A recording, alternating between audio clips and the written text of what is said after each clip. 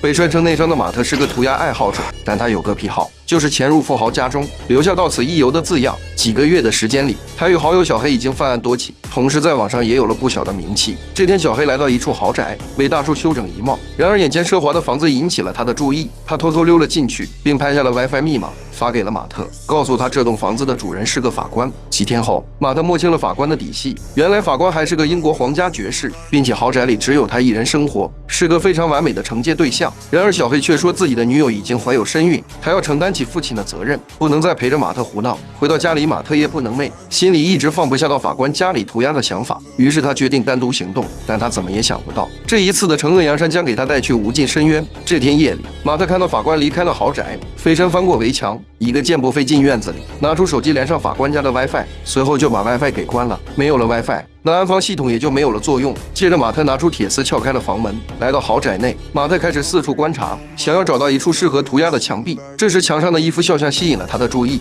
他把肖像载下来，准备涂鸦时，突如其来的撞击声吸引了他的注意。他跟着声音来到地下室，发现这里居然还有一处暗门，里面还亮着灯光。马特慢慢靠近暗门，向里面看了一眼，吓了马特一跳。另一边，正在和警局局长打球的法官突然发现手机上显示家里安防系统信号中断，他急忙找个借口向家赶去。刚进家门，手机上就显示安防系统重新上线。他小心翼翼地来到地下室，发现台灯掉在了地上。他猜测可能是风扇将它吹掉，除了这个并没有发现其他异常。然而就当他走上来的时候，却发现父亲的画像歪了，可他并没有发现身后偷偷溜走的马特。当马特离开时，关门的声音吸引了法官的注意，法官紧忙出门查看，还好马特躲在了绿化带后面，这才逃过了一劫。马特来到小黑家，想把自己的发现告诉他，但小黑的女友刚被家里撵了出来，哪还有心情听他说那些糟心的事？于是两人大吵了一架。此时马特完全不知该如何是好，因为地下室里的秘密对于他来说难以接受，他只能选择报警，将法官非法囚禁的事情说出。第二天，警察来到法官家里，可检查一圈过后，并没有发现什么异常，就只能收队离开。眼看警察无功而返，马特唾弃了一口，以此来表达心中的不满。而法官看着墙上挂歪了的画像，十分确定自己的秘密已经被人发现。回到家，马特不知道还能寻求谁的帮助，而母亲金姐又来对他整天的无所事事唠唠叨叨。说着说着，两人就吵了起来。金姐抬手就是一巴掌，还把家里的钥匙抢走，将他赶出了门。马特气愤不已，他想到地下室里被囚禁的男人，于是他又趁着夜深人静来到法官家中，而法官早已在等着他自投罗网。法官假装开车离开，马特看到后再次潜入法官家，直奔地下室而去。三两下打开了密室的大门，马特来不及跟男人废话，搀着他就要离开，可刚走到门口时，法官却折返了回来。没办法，马特又将男人带回了地下室，他也藏到了柜子里。眼看法官走进了密室，马特悄悄拿起锤子，鼓足勇气跟法官来个硬碰硬，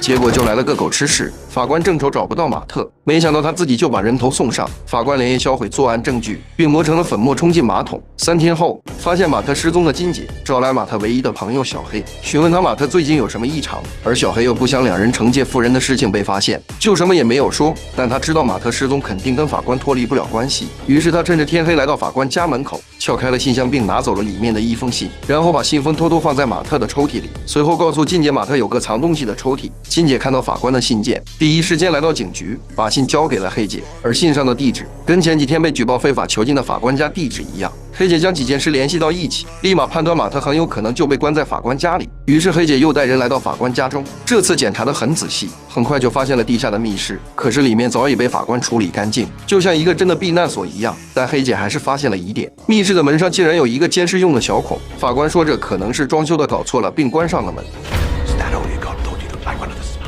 显然法官是故意的，黑姐将他以妨碍公务的理由逮捕。然而法官却和局长是多年好友，刚被抓进去又被放了出来。看到警方对法官也没有办法，金姐开始独自调查。她每天蹲在法官家门口，想要看看能否发现马特的踪影。然而就在这天晚上，她看到一个年轻的男人走进了法官家中。没过多久，男人却慌张地从窗户爬了出来。原来男人正是法官的新目标，刚被法官下了药，男人就察觉不对，凭借着仅存的意识这才逃了出来。金姐不停地打着双闪将男人救下，但也被躲在家中的法官看得一清二楚。隔天法官找到男人，在他的恐吓加威胁下，男人只能跟他上了车。当金姐带着黑姐来找男人时，发现男人已经失踪几天了。无奈金姐就继续回到法官家门口蹲守，而法官也想将金姐除之后快，就假装把钥匙藏在门边的铁盒里，故意让金姐看到。果然，金姐为了找到马特的下落，决定进入法官家中。她找到小黑寻求帮助，但小黑却以要照顾老婆孩子为由拒绝了金姐。没办法，金姐只能单独行动。这天，她看到法官开车离开后，拿到钥匙潜了进去，可刚进门，法官就从后门进来，吓得金姐赶紧向外逃去。可是所有房门早已被法官锁死，很快金姐就被法官制服，并把她锁在了地下室。法官拖出被金姐救下的男人。This is your doing. Where's my son? I flushed his ashes down the toilet.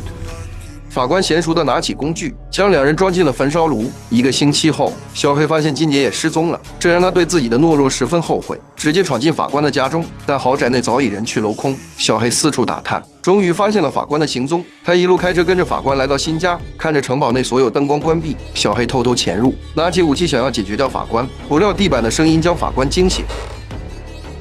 两人展开了一番殊死活斗。